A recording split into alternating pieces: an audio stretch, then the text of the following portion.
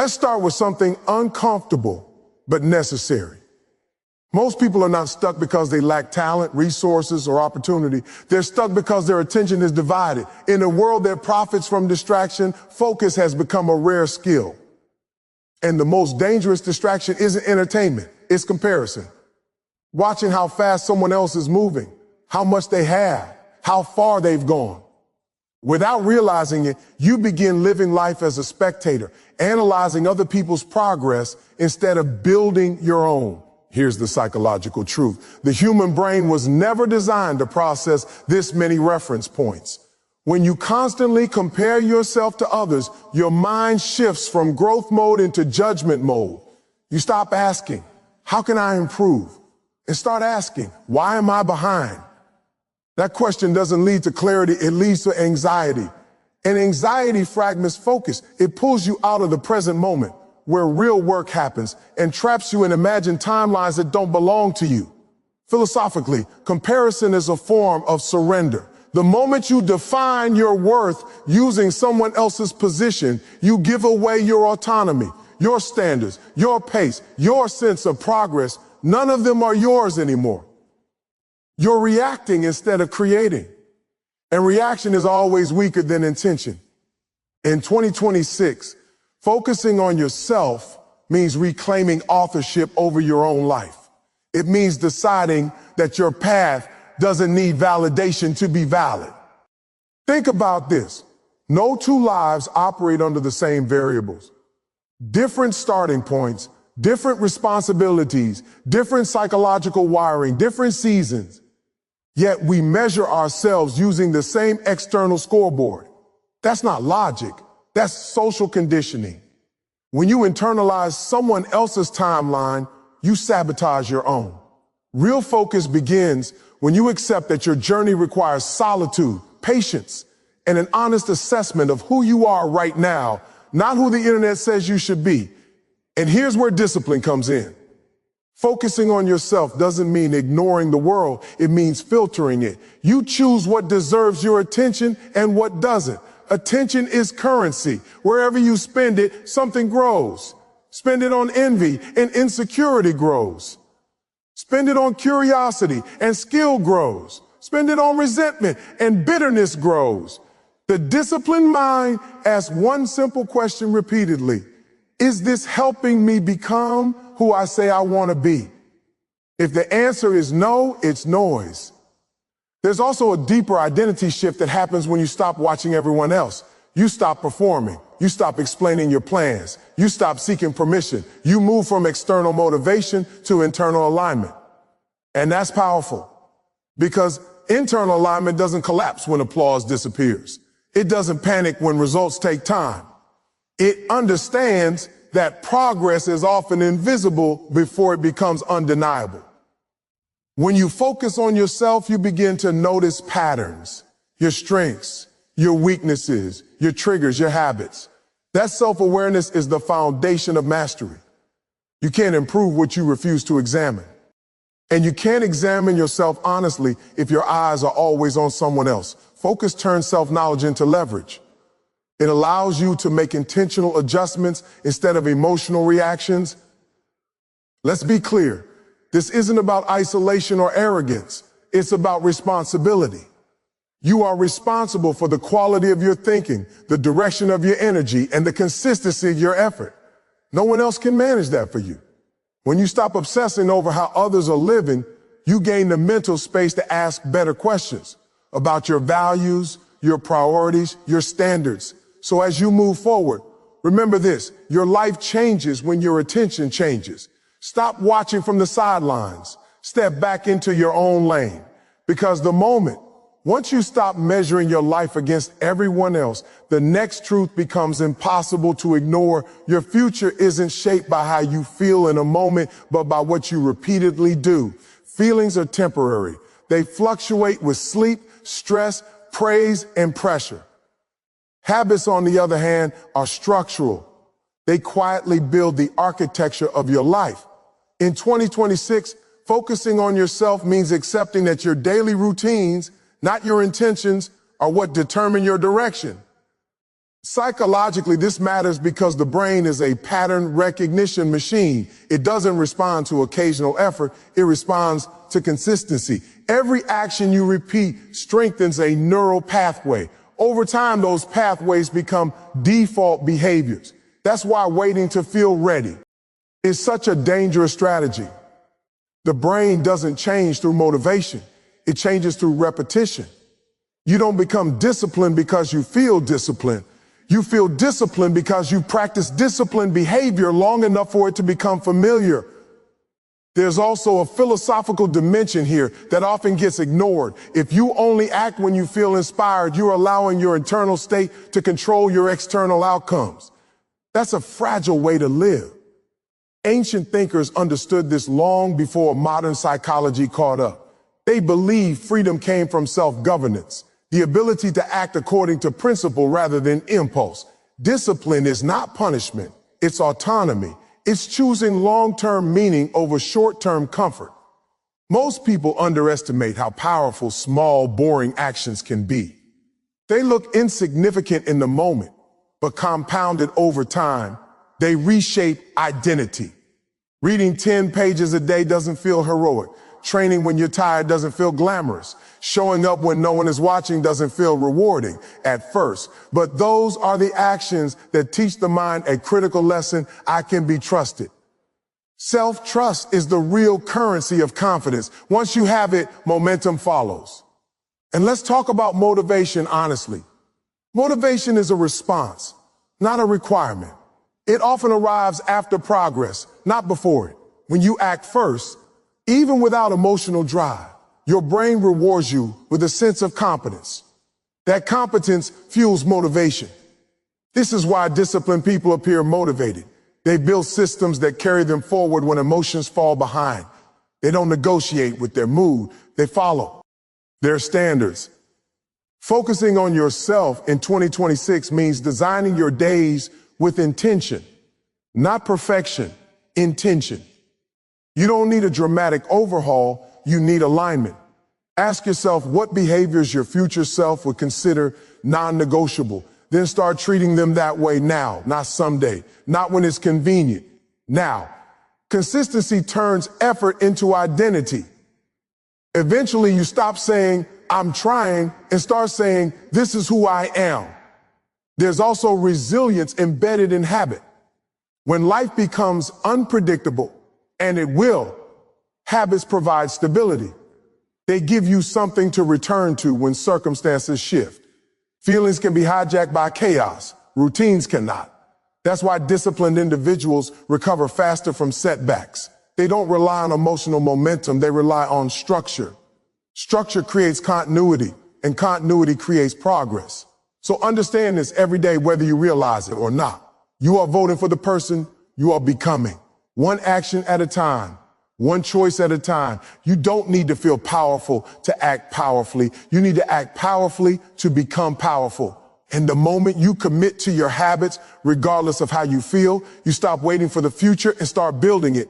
In 2026, one of the most powerful shifts you can make is learning to protect your energy. Not in a superficial, I'm avoiding hard work way, but in a strategic, almost surgical way. Energy is finite. Time is finite. Attention is finite. And yet most people spend these resources carelessly, on gossip, on arguing with people who don't matter, on scrolling through lives that aren't theirs. They give away their focus like it's an unlimited commodity. The truth is, every minute you invest in something that doesn't serve your growth is a minute you steal from your own potential. Psychologically, this is profound. Your brain is constantly evaluating stimuli, deciding where to allocate attention. Every interaction, every environment, every conversation sends subtle signals that either build you up or tear you down.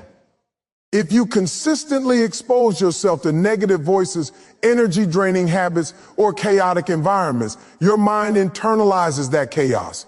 It becomes harder to focus, harder to create, harder to perform. Protecting your energy isn't selfish, it's necessary. It's the precondition for excellence. Philosophically, boundaries are a declaration of self-respect. Every time you say yes to something that diminishes your focus, You are silently telling the world that your goals and your time are negotiable, but your life is not negotiable.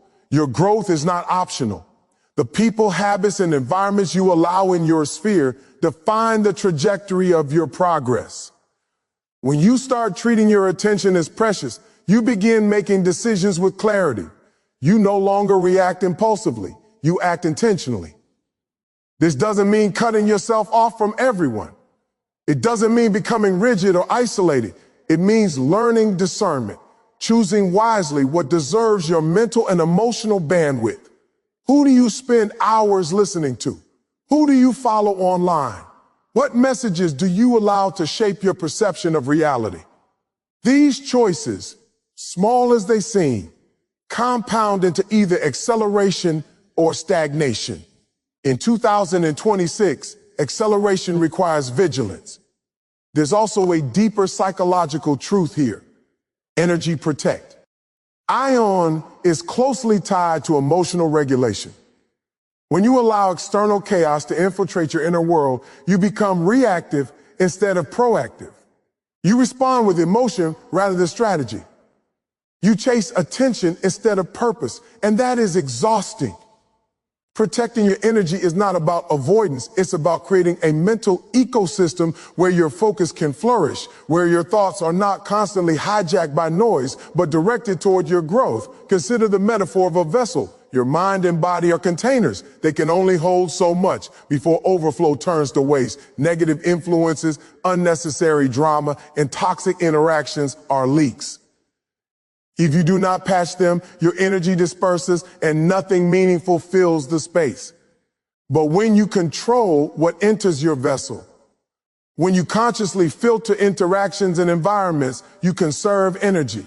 That energy becomes your most potent asset, available for the work that matters, the growth that lasts, the results that speak for themselves. This also links directly to the way you approach people. Not everyone deserves access to your focus. Not every opinion is valuable. Not every opportunity aligns with your path. In 2026, saying no is as important as saying yes. And saying no is not weakness, it's wisdom.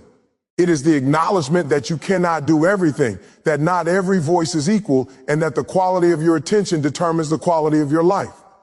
Ultimately, protecting your energy is a form of liberation. It frees you from the subtle manipulations of other people's priorities, social pressures, and cultural noise. It creates the conditions for deep focus, meaningful work, and unstoppable momentum. And when you finally treat your energy as sacred, you discover something remarkable. The world doesn't feel so heavy anymore, and your potential, once scattered, begins to consolidate into undeniable power. So in 2026, make this a non-negotiable.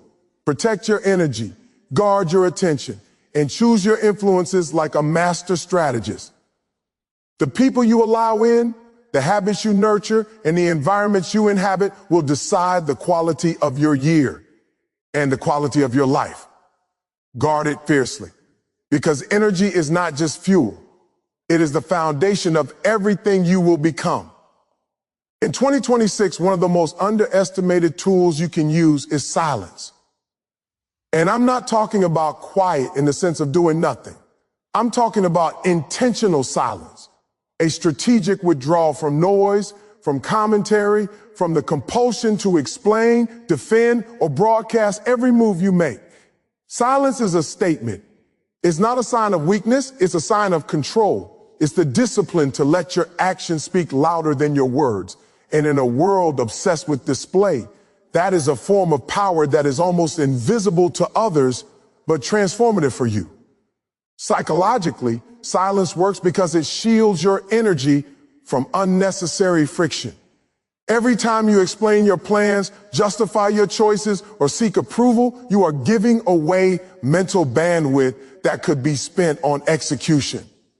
Talking creates expectations, creates judgment, creates pressure. Acting silently creates results, and results are undeniable. They require no explanation, no applause, no commentary. People notice outcomes even when they ignore intentions. That's why silence is not passive. It's highly active. It is deliberate. There's also a deeper philosophical dimension here. In the history of human thought, the most powerful creators, thinkers, and leaders understood that words without action are empty. The value of your life isn't measured by what you say you'll do. It is measured by what you actually do. Philosophers, strategists, and visionaries have long observed that those who move quietly are often the ones who achieve the most.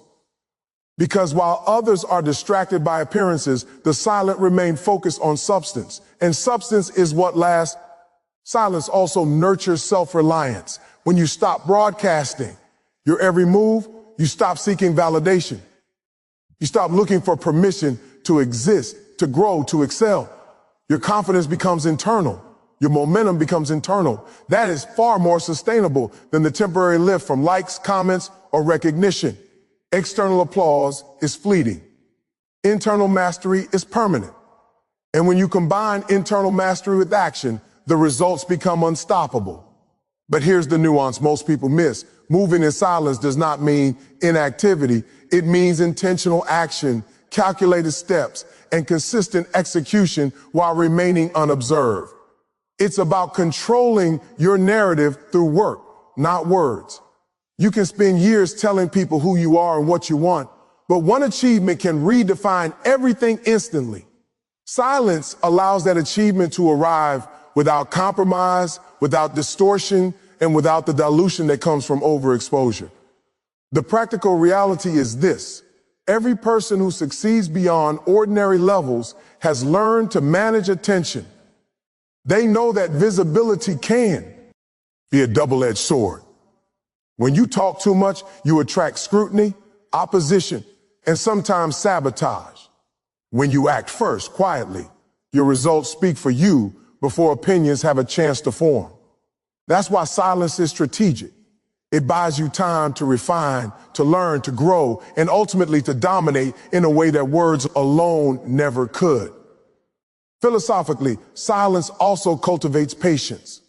When you move without broadcasting, you accept that success does not need to be immediate, public, or praise. You stop comparing your journey to the highlight reels of others. You embrace the process, the discipline, and the delayed gratification that actually produces lasting power. This patience is not passive. It is mastery over impulsivity, over the need for recognition, and over the fear of being unnoticed. Because silence teaches you that being unnoticed does not mean being irrelevant. It means you are building a foundation before revealing it. And here's the final insight. Silence amplifies clarity. When you stop the chatter, both external and internal, you can see the path in front of you more clearly. You can prioritize, make strategic choices, and direct your energy where it matters most. Noise clouds judgment. Noise dilutes focus. Noise inflates ego. Silence sharpens purpose. It turns your actions into statements that cannot be ignored. So in 2026, learn the art of silence. Move quietly, act decisively, and let results carry your voice. Words may fade, opinions may shift, but actions are eternal. Let your life speak with precision, and the world will listen without a single word from you. In 2026, one of the most essential truths you must accept is that the world will never validate your growth the way you hope it will. People will applaud your success inconsistently, critique it unfairly, and often ignore the effort entirely. If you base your sense of progress on external approval, you will always feel behind, underappreciated, or unworthy. That's why focusing on your growth and not on praise is not just smart, it's necessary. True power comes from becoming obsessed with your evolution, not the applause that surrounds it. Psychologically, this obsession shifts your attention from outcome to mastery. Most people chase results because they want recognition, a promotion, likes, applause, or respect. But recognition is unpredictable. External validation is fragile. It can be taken away, ignored, or delayed indefinitely. Mastery, on the other hand, is a process you control. When you commit to improving your skills, strengthening your mind, and refining your habits, you create a life that no one can remove or undermine. Your progress becomes immune to opinion. Philosophically, growth over approval is an exercise in sovereignty. It's the moment you take full ownership of your development, no longer outsourcing your self-worth to someone else's perception. Every step you take toward mastery, every late night, early morning, and disciplined repetition is a vote for the person you are becoming. And the beauty of this approach is that it doesn't rely on anyone else noticing. Your worth is not conditional on acknowledgement. It is intrinsic, born from effort and integrity. The practical reality is that life is full of voices, friends, family, colleagues, strangers, each with an opinion about what you should do, how fast you should move, and why. Deserve. If you constantly seek validation from these voices, you fragment your focus and dilute your power. You begin to bend to expectations that are not yours, slowing your momentum and sabotaging your potential. Growth requires single-mindedness. It requires that your energy, your attention, and your discipline be invested in improvement, not approval. This mindset also changes how you approach failure. When you chase applause, every setback feels catastrophic. Every critique feels personal. Every delay feels like defeat. But when your obsession is with growth, failure becomes data, not judgment. Every mistake is an opportunity to refine, to adjust, to learn, and to come back stronger. You stop fearing criticism because you understand that criticism says more about the observer than about your trajectory. Your path is defined by your actions, not by the fluctuating opinions of others. There's also a profound psychological reward in focusing on growth over approval. Autonomy. Autonomy is the freedom to act without being tethered to public perception. It is the courage to do the hard, invisible work, even when no one is watching. And paradoxically, this kind of work is what ultimately draws recognition. Not because you chased it, but because mastery has a way of making itself visible. Results that emerge from obsession with growth are undeniable, authentic, and often revolutionary. Consider this: the most impactful people in history, the innovators, leaders, and creators, rarely sought permission or praise. They were not driven by applause. They were driven by the pursuit of excellence, the hunger to become better, and the discipline to keep moving when external acknowledgement was absent. They understood that approval is fleeting, but skill, character, and mastery endure. Their lives were defined by what they built, not what others said about them. So in 2026, make a deliberate shift. Become obsessed with your growth, not external recognition. Hone your skills, strengthen your mind, and elevate your character. Let your standards define your actions, not the fleeting opinions of others. Recognition may come, it may not, but your transformation is unstoppable, irreversible, and profoundly yours. When you chase growth over applause, you stop performing for the world and start building for yourself. And in that commitment, you discover freedom. The freedom to act, the freedom to excel, and the freedom to become exactly who you are meant to be. In 2026, one of the most transformative shifts you can make is learning to turn pain, pressure, and problems into fuel. Life is not designed to be easy. Challenges will come, expectations will be exceeded, setbacks will hit, and the world will test your resolve relentlessly. But here's the truth: the moments that feel like obstacles are actually invitations. Pain is not a signal to quit. It is a signal to rise, to sharpen, to forge yourself into someone unshakable. Every struggle carries embedded lessons that are invisible in the moment, but indispensable in the long run. Psychologically, this is about reframing adversity. The human mind instinctively resists discomfort. It wants stability, ease, and predictability. But growth rarely resides in comfort. Pressure forces adaptation. Challenges demand creativity. Pain exposes weaknesses and gives you the opportunity to strengthen them. When you embrace difficulty as fuel rather than a barrier, you activate resilience, the capacity to continue even when circumstances are daunting. Resilience is not learned through ease, it is forged in the fire of struggle. Philosophically, this is an essential principle of human development. Every great thinker, athlete, and leader throughout history has acknowledged that suffering is not a punishment. It is a teacher. Adversity reveals character and tests commitment. Those who respond by shrinking or complaining remain ordinary. Those who respond by rising, learning, and executing consistently transcend ordinary limitations. In essence, your response to pressure is the defining factor in your life, not the pressure itself. Consider this. Problems are inevitable, but victims remain optional.